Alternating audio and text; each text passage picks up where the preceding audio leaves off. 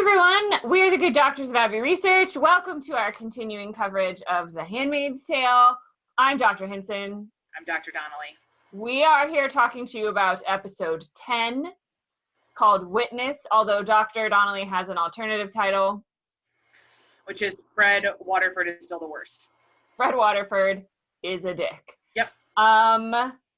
We are both fresh off of this morning in America. Hot take alert, guys. Hot take. This is a hot take. The episodes air in America on Wednesday. It is Wednesday morning in the Eastern time zone. Dr. Donnelly and I have just watched it. So while I will have had no time to reflect, which sometimes for me is a bad thing, but I'm ready to have my hot take on this one because boy, did a lot happen. I mean, we're back in the Lawrence's house. And June returns with Aunt Lydia, and we learn that DC is imposing new standards on the households, and so the Lawrence's house, has been completely done over. All the paintings gone, all the comfy sofas, everything is gone, and it looks just like the Waterford's house. And we learn that the Martha Network has been procuring drugs for Eleanor and that they communicate their message through baked goods, which I love the resistance element of this, because who is going to question a basket of scones? No one. Oh, I loved it. The genius of women at work here, undermining their resistance and communicating through secret means. So June decides that she wants the Lawrences to get a truck. She wants Commander Lawrence to get a truck to help her get the children out of Gilead. She tries the angle like your wife can't stay here anymore, which I think particularly without medication is probably pretty true. And he says to her, "What do you know about how much someone can take?" And I was like, boy, who are you to ask that question? It was a really, one of the summary statements for me of this entire episode is that we watch Commander Lawrence's privilege crumble before him. Yeah. That was the first hammer in the brick wall. I was just like, Petal, you have no idea what you've wrought on this place. I'm like, she's been a sex slave for 5 years, so a lot. So her reply is everything, and she's right. We then shift to Loaves and Fishes, where June is still being so conspicuous. I clapped so much for Alma being like, "You are too conspicuous." I was like, girl, thank you. Also, is she limping because of nerve damage from the kneeling, or did I forget something else? I'm sure she's just recovering from kneeling. Like, that damage, I have it from my mother, who's a nurse, that would create some lingering soreness and knee problems. So I'm sure that's what that was. We're seeing hyper-militarized everywhere now in Gilead. Everything is just kind of tightening in terms of that. And June decides she wants to get out as many handmaid's children that are still in the district, so she wants Alma to help her with that. They're taken from Loaves and Fishes to a surprise inspection. Hooray! Yay! Because Commander Winslow has come to town. So SVU, I don't remember Elliot on SVU. It's like Stabler or something, yeah? Yeah, pulled that out. Yeah. So Stabler comes to inspect the handmaids because they have fostered rebellion in their area, which they have a reputation. A reputation. I love them. So good. We learn that Winslow and Commander Lawrence go way back to the before days, and Fred tries to get June to he wants her back in DC. Does she have a magic vagina? I don't understand. I'm so over Fred Waterford, I could spit. He is just the slimiest of slimy people. Yep, I'm out. Ugh. We learn that Winslow obviously wants to roll out the veil and the vow into other districts, and Aunt Lydia is trying to push back as much as she can. God love her, even though she upholds the system. Back at the Lawrences, June starts to snoop around, trying to find information on where the handmaid's children are. And Mrs. Lawrence shows up and is like, oh, I know. They're in the boxes in the basement. Come on, I'll show you. Yeah, let's take a little road trip.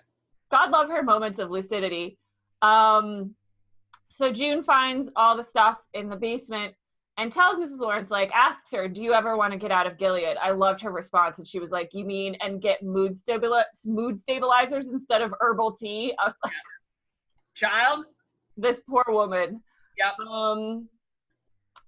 And she makes a really good point about Commander Lawrence. Yep. And she said, Joseph is a war criminal.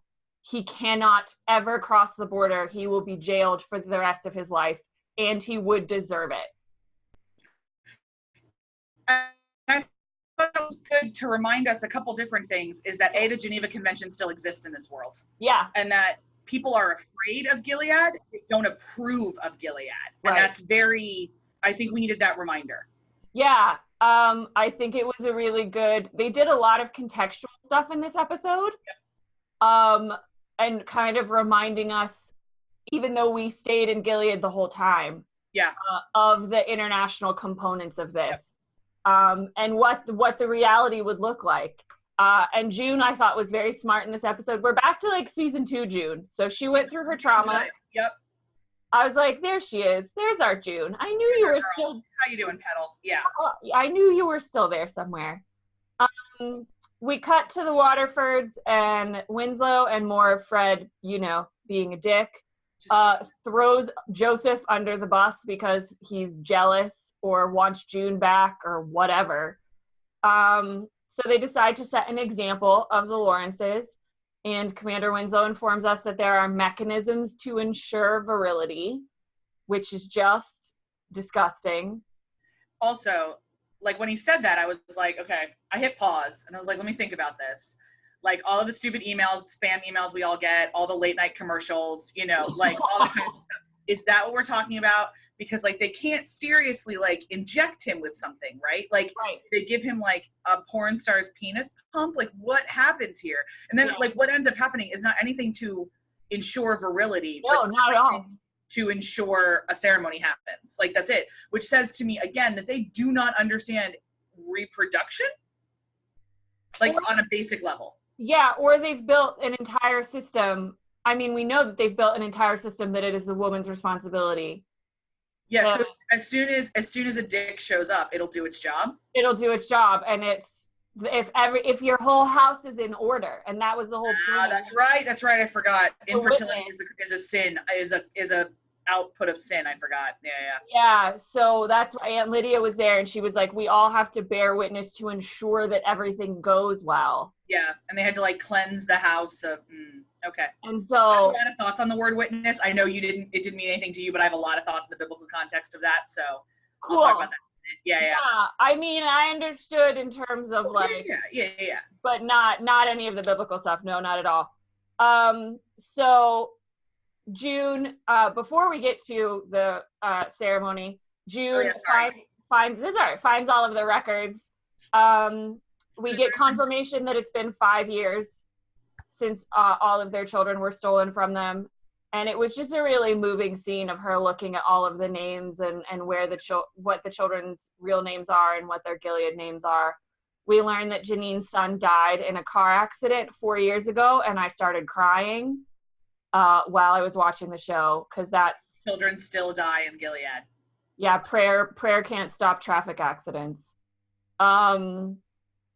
Which my heart broke for Janine. And we'll get to Janine at the end of the episode again. Yes, so then we are on to the sitting room, and like they built this up in the episode really well, I felt like, because you just knew it was coming. Mm-hmm. And it was so wrong and so uncomfortable. And like this is the time for everyone who pushed back on how impatient I was last episode, which like you are allowed to be. I'm aware I have a very imbalanced sense of urgency.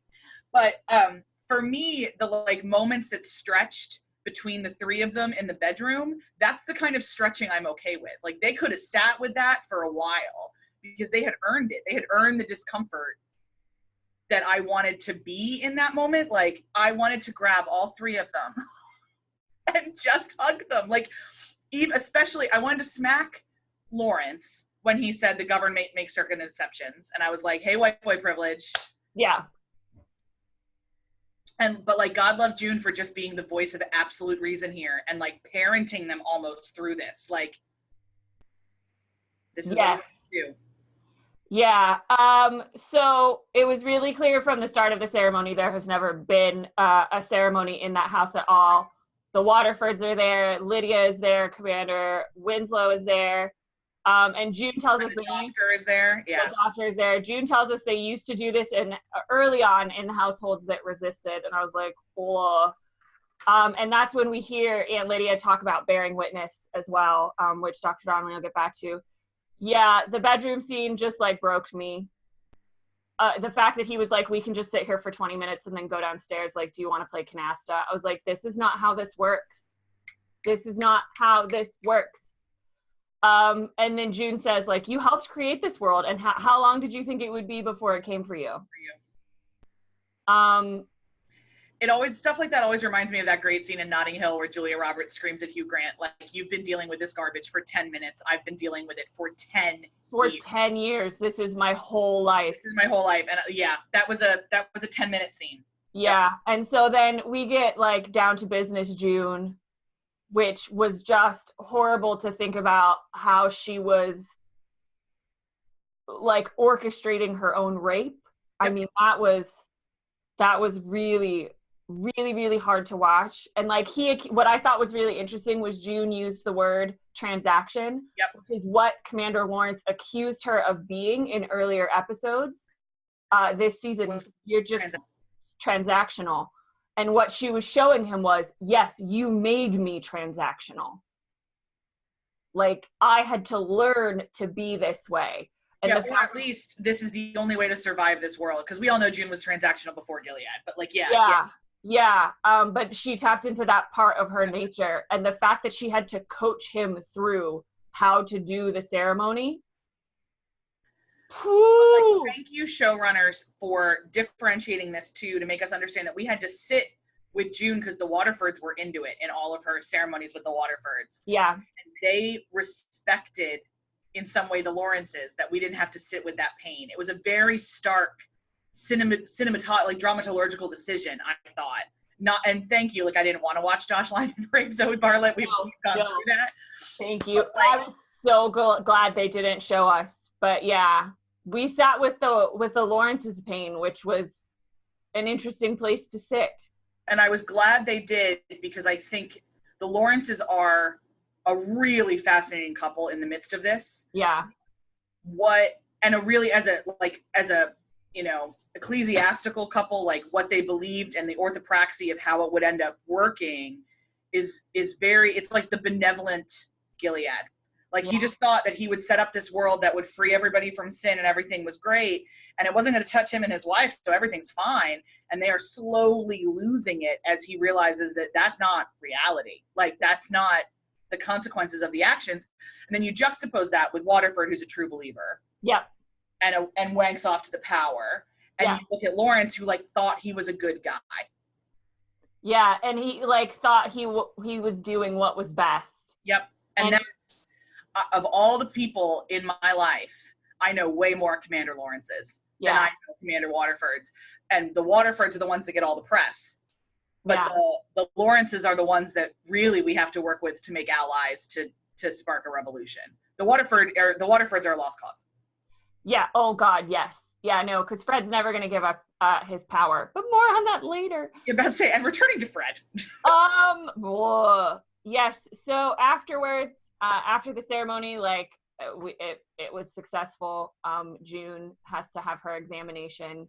To prove it, Serena like comforts Eleanor, and I was like, girl, you helped Fred do this. I am done with empathy for Serena. I am done. That she like feels for these women. I was like, why? You look upset. Why are you upset? This is the world you created. This is the world you chose. Choose and choose and choose time and time again. That's it. And you continue to reify it as a reality by choosing it over and over and over again. Over and over and over and over again. So don't sit there and try and make Eleanor feel better because you made this happen. Correct. And you continue to make this happen. Perhaps one of the best moments ever in the history of The Handmaid's Tale happened in this scene when Fred comes up to June and is like, hey girl, you okay? And I wanted to punch him in the face. And June just looks at him and goes, at least it wasn't you. And ladies and gentlemen, friends and neighbors, I paused my video and clapped for a full 5 minutes. I was just take a bow, walk away. That was amazing. Great. All of the drama of this season that I had problems with was worth it for that 6 words. Amazing. So June and Lawrence have a conversation after this where she, like, again, is trying to convince him, you know, she's actually just trying to help him. And he's like, I'll get you the truck. Can we real quick say when he slides the birth control across the table to her? Yeah. Okay. Yeah. I was like, what? That contraception is punishable by being torn apart by dogs. Torn apart by dogs. From the book of Leviticus. So, yeah, for heretics. That's what happened in the Hebrew camps, in the early Israelite tribal camps for heretics. They were torn apart by dogs. And that's what June said, right? Like, at the beginning of the season, like, the only thing they punish is heresy. Yep. Because they can't recognize anything else. So that's like, she said, you know, there are no martyrs. There is no resistance. There are just heretics. There are just heretics. Yeah. And so he hands her the birth control. And I'm like, that was, again, still his privilege. I'm like, they will expect a child. And also, that doesn't help right now. Where's the plan B? Like, if you're going to do this, like, where's the morning after pill, man? Why don't you have that stockpiled up? I know. Anyway.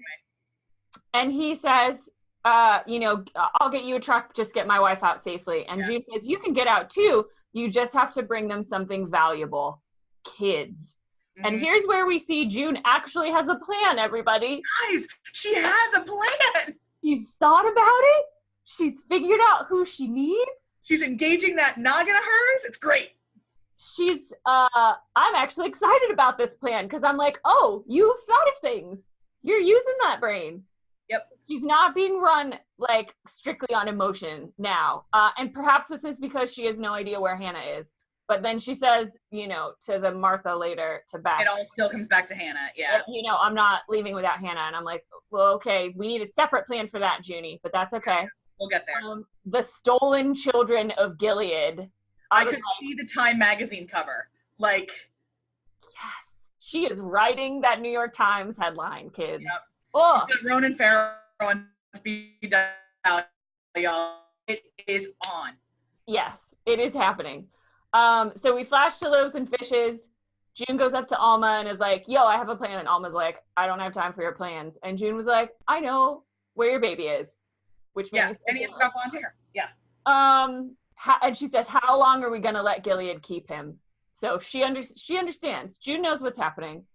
Janine, God love her. She's like, I can help. What? I'm brave. I was like, you're so, I love Janine so much. And then I was really, really sad because her child is dead. And June, I think we can all agree, did the kind thing and the right thing by telling Janine that her son was, like, taken to California. Yeah.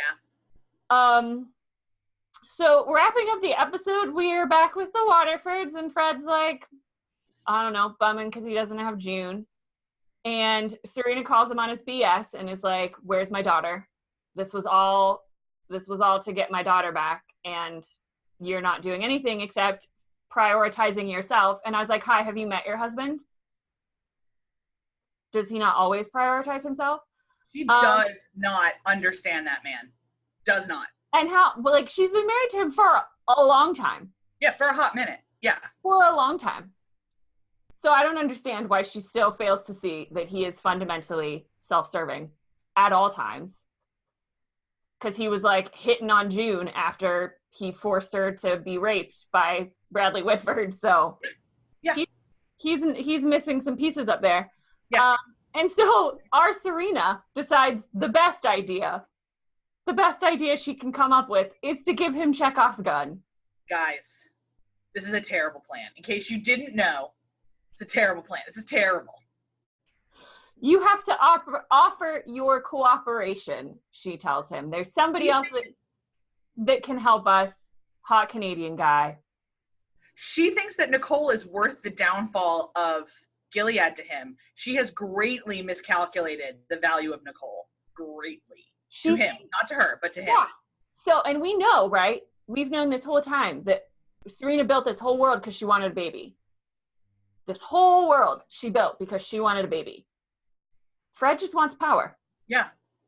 All he's ever wanted, all he's ever shown us, power and control. Yeah, he gets high on it. There were parts of this season, of this episode, where I was looking at him and I was like, look at this man. When he walked into the inspection, he was like, I am the tits. Yeah. And I was like, he is high on his power. And she thinks he's going to be like, oh yeah, I'll hand over government secrets of Gilead for one baby. Yep, for a baby that I am convinced is not even mine. I was about to say, and he has been told by several people that baby is not his. So what does he care? This is going to backfire for Serena so hard. Yeah, so we're down to 3 episodes. We got 3 hours of this thing left, and I feel like the pedal is to the floor.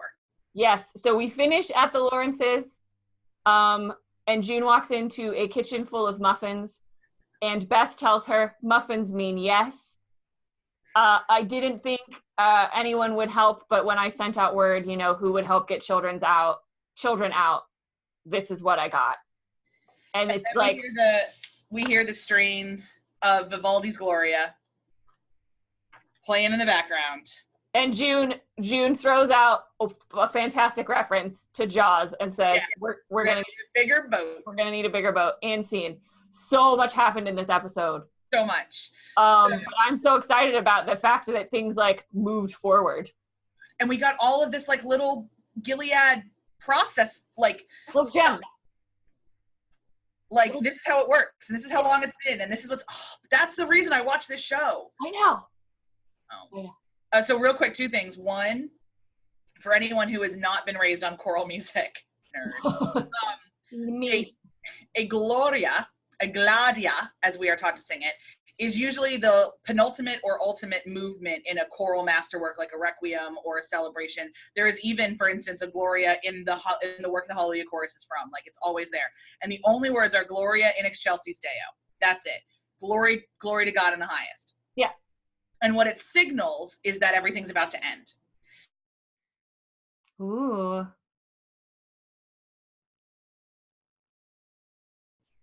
You froze there for a second. What did you say? I took it as the show saying the muffins and the getting the children out is the work of the Lord. Yeah. We're back into proper theology. This is how it's going to work. And also in terms of witness is a really, really biblical concept. Yeah, unpack that for me, please. So a couple different things. Bearing witness. The reason we have witness in the legal system is because it's set up as a legality system in the Old Testament. Oh. So witness has been around forever.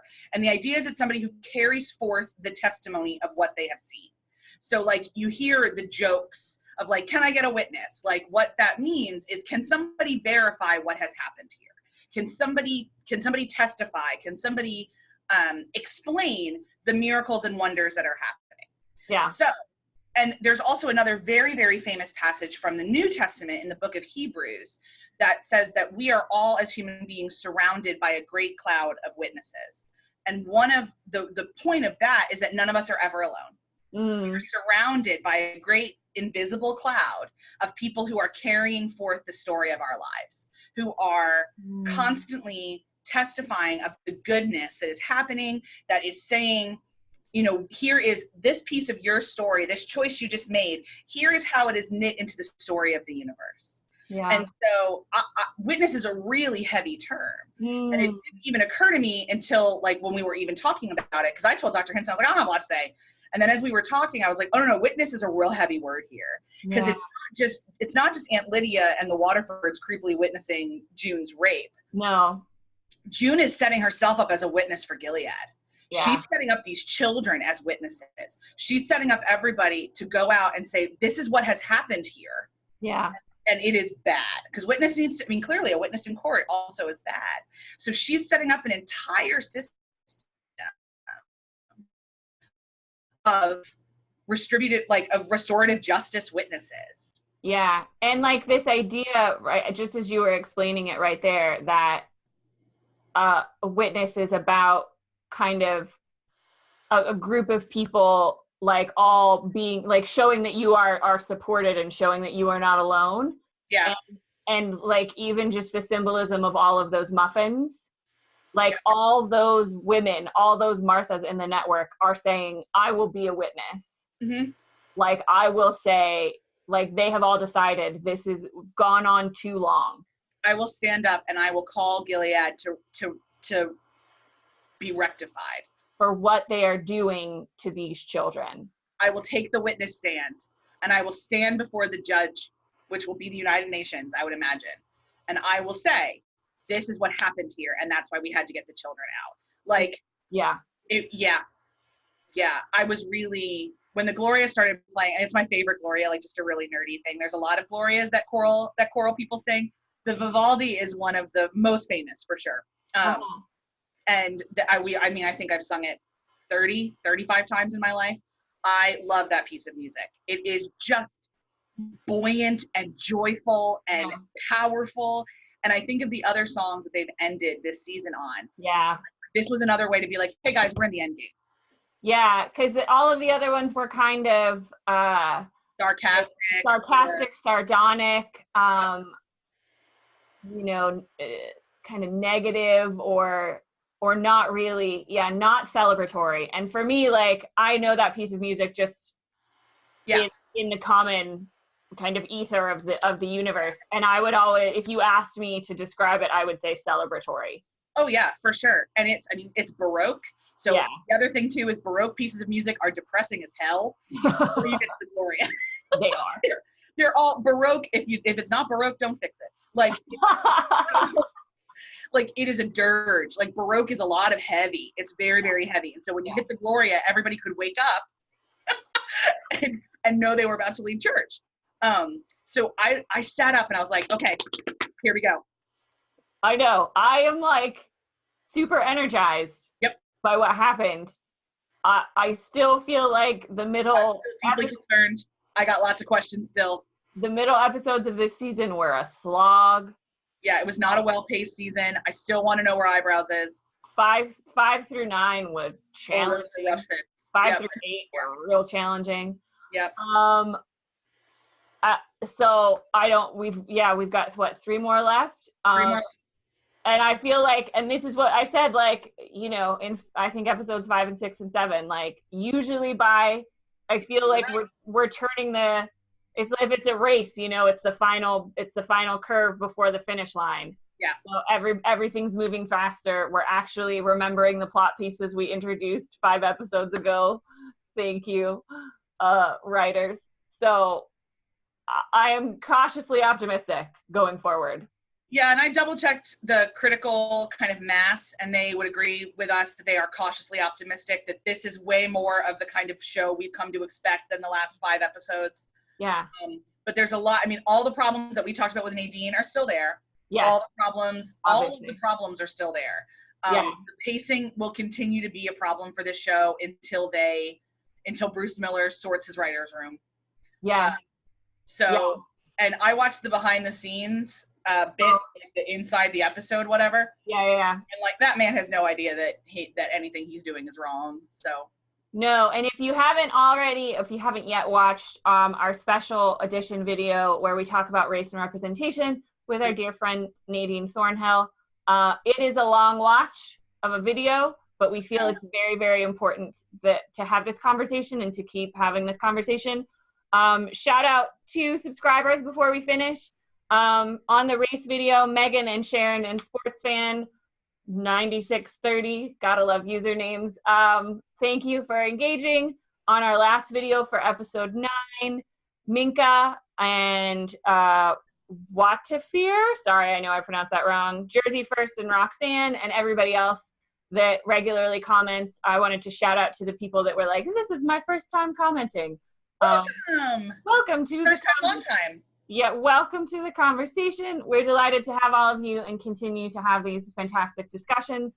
It helps us see things we've missed in the show all the time, and understand and learn more about other people's perspectives and experiences, which is always something we enjoy doing. I think we're done. Are you done, Dr. Donnelly? I think I'm done. Yep, Cool. I got nothing more.